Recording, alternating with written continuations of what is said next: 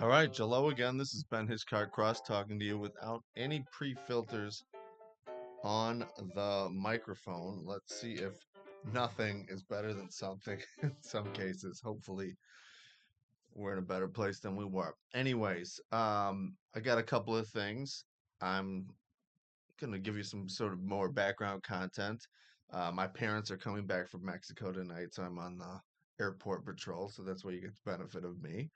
And we are going to what do I have? I Here's what I owe you as far as I can recall, to just to do some housekeeping. We've got this Birmingham v Ground Crew Services. It's this good that I've been holding off on it. We are going to do it together. I got the next one done with the audio working, but I'm going to do 4 and 5. I think there's up to 7 parts. It gets really good.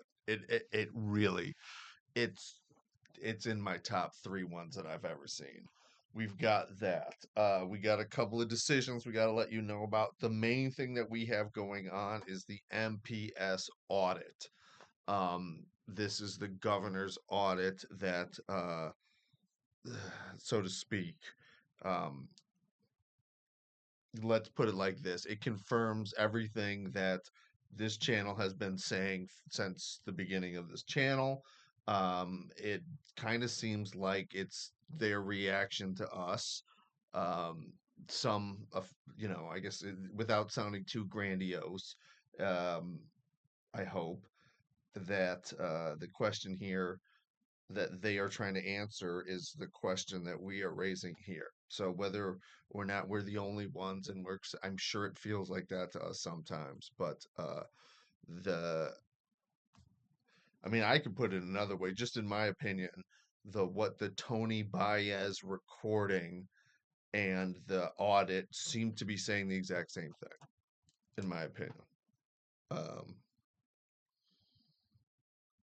yeah, unbelievable. So we will see how that goes. Um, for sure. Uh, the next thing that I can say is, so like Deb's gonna do the executive summary on that one. I will follow up with a couple parts here. We've got some reporting um, from Channel 58 that I want to follow. They've got a bunch of different stories on that. That's going to be pretty fascinating. I do have one update. I mean, I've sometimes feel that the people who make this kind of stuff must wonder what the heck, guys, who are these people? Um, the sort of uh, people chained to the factories in Asia. But if you do notice, we have a tapestry back there um, that covers the door, and that's pretty cool. Telling you, that is pretty cool. I'm a sucker for flower motifs, no doubt about it. Okay, I'm trying to think, what else do we have that we need to know about? The Birmingham stuff is going to be good. I've got other stuff there. Look, this is the fact is, when we're looking at the views from this channel and what's going down, and why we sort of devolved again into even some of the I mean, it just so happens that we're in a sort of trough here, I think, of the DWD ones, even though I think this latest one is quite good. Um, Let me put it like this. I think that you probably don't understand, because I haven't communicated how much work and effort it was to sue the Department of Workforce Development 3 times, and a couple is money months. And not because, I mean, it's always a lot of work to sue people. There's just no doubt about it. I can't tell you the act of filing a complaint, getting all the facts together, doing what's called your due diligence there before you sign your name to it, to make sure that you're not wasting the court's time, is a big responsibility. So that always, there's a lot of stress involved in that, no doubt about it. A lot of stress. But hey, that's how it goes. There's also so that, there's also, as I think we've talked about, a lot of legal agony involved in dissecting the different causes of action and what you're going to plead, and this what race to the concept that you have to get basically all of your grievance in there in when you bring it before the court, meaning you're not suing for the civil rights and then you're suing for the civil tort on the same slab. Get what I'm saying? You got to bring everything together. We've talked about that. So that's another stressful thing uh, on there, which is, am I leaving? In some ways, you're thinking, am I leaving something on the table? But in a lot of other ways, you're thinking, hey, um, this is for my client. This is their one day in court. I got to do right by them. So that's there's some agony there. It's all, but I would say it's, at least in this circumstance, what's more the case is how novel some of these things are, and particularly in the, what we'll say, bad contract case, thinking about how this is a contract as opposed to just a statutory right that we have. Now we have contractual rights, which add, I think, a whole other layer of complexity, a whole another layer of analysis that you have to go through. It just takes a lot of time. So I think that's going on. I will also say, yeah, so I will try to backtrack into some of that. I know it's less news as it was before, but believe me, in my mind, that stuff. I mean, biggest news I can tell you is they've assigned me. I got a notice that I have the hot mic judge assigned to me. Um, yeah, I think we also have some other retaliation in real time, and really just some, still we're still dealing with the same sort of issues at the DWD, where it's, even when it's clear. I mean, the record apparently has shown, according to get the hot mic recording, that the DWD has, um, how can we put this,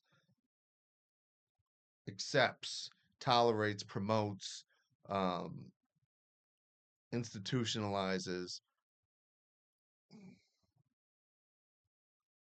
teaches ex parte communications, internal decision making about cases, communications, but also decisions being made on behalf for what's good of the DWD, which may or may not be the state of Wisconsin as a whole, but certainly seems to be the DWD. That allegation there, I think, is the primary thing that they seem to not be addressing. So we will, um,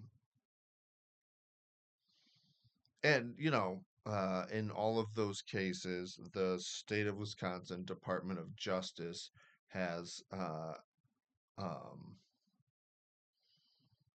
they respond on behalf of the Department of Workforce Development, which means other eyes are, on these things. I will tell you that the responses to public records seems to be nearly immediate, and the Department of Hearings and Appeals, anyway, is now giving me a bunch of records that it seemed like I would not get before. All right, here's the last thing I can confess to you. I have been absolutely playing. I love housekeeping videos because we can keep everybody up to date. I've been playing with trains, which has completely got me on the Russian Revolution. And let me explain.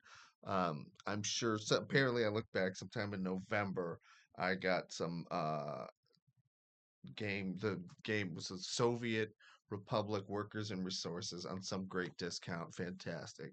And probably like five other games. It was like the absolute throwaway game. I had been seeing it for 4 years and like progress or whatever. It blew my mind. And I've been playing trains, which it's a lot more than that, but playing trains on that and getting the switches and everything. I mean, my daughter was like, you're watching a 20-minute video on how to make train switches for a game. I wouldn't spend 20 minutes playing a game, let alone watching a video on a. And so only in the last to this weekend has its spell come over me. And what am I into, like 84 or something like that? Um, and so naturally I have gotten into the milieu because that's what I do. And I've been watching Ushanka's show on YouTube, which is a Ukrainian born in 1971 who lives in Michigan, who's an engineer, and he goes through tells stories about his life in the Soviet Union, and Sergei Sputnikov, and he will like sort of relive certain events, which are fascinating. One thing I'll tell you just on this one, I was at the Super Bowl party recently, and I had heard him go through the breakdown of how many cartoons that we had access to. And if you don't know, I'm like at the bottom end of my generation. I'm always the youngest person at any party. But so I go there and um, these are all, pretty big professionals at this party, and I'm saying they're all 5 to 10 years older than me. One guy might be actually pretty close to my age. Anyways, we were comparing, and it seemed like there was an hour of children's-ish programming uh, per day, and then an hour and a half on the weekends. Maybe it was 45 minutes and then an hour and a half. And I said, that seems pretty close to what I had as a kid. And then they went through what they remembered 10 years earlier. And it was twice what I recalled, which I thought was pretty funny because I watched a lot of TV. Um, I think I'd have a more accurate recollection of that. So that has been pretty interesting. And as I usually do, I'll start with it. I'll dabble in a few audiobooks or some topics and this and that. And then I'll go full bore, which I'm like, meh, 14 hours into Tolstoy's just the history of the Russian Revolution to 157 hours. And now, don't get me wrong, I've done my Hegel. I probably spent as much time on Hegel as almost anything. Definitely Kant. I'm trying to think about,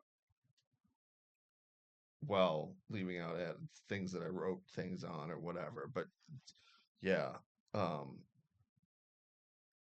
so, man, I was on the way here. I was been driving me nuts about this other great thing. When it comes to me, boy, it's gonna knock your socks off. Um, but I'm into the dialectic and that method of thinking and like the Russian Revolution and these history is like I can handle it. I can keep up with, and the references and the historical, like I can keep up. But this is some really good writing, and it's so dense. It's unbelievable. And I can try to do an hour I can do. 2 hours is pushing it, and like three is headache time. And man, it's awesome though. It really is awesome. I'm really in the Lenin has arrived. So that part is pretty good. And not he's arrived and everybody's trying, he's doing his thing, and the workers Soviet are like poop, all of his like big speeches are landing flat.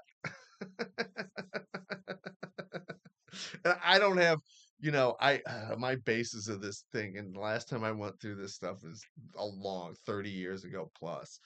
But I'm still, but I'm saying and who would know because what's been purged or what hasn't. Um, so it's hard to tell because they speak in such a scientific way. That's again part of the translation, even with the translate, yeah. And the class of the bourgeois, man, I cannot. I should be able to talk a little bit more like that, but hey. All right, I cannot wait. That's the big news. Basically, I'm excited to get into the MPS on it. Let's do it. Thanks for sticking with us. We'll keep you informed.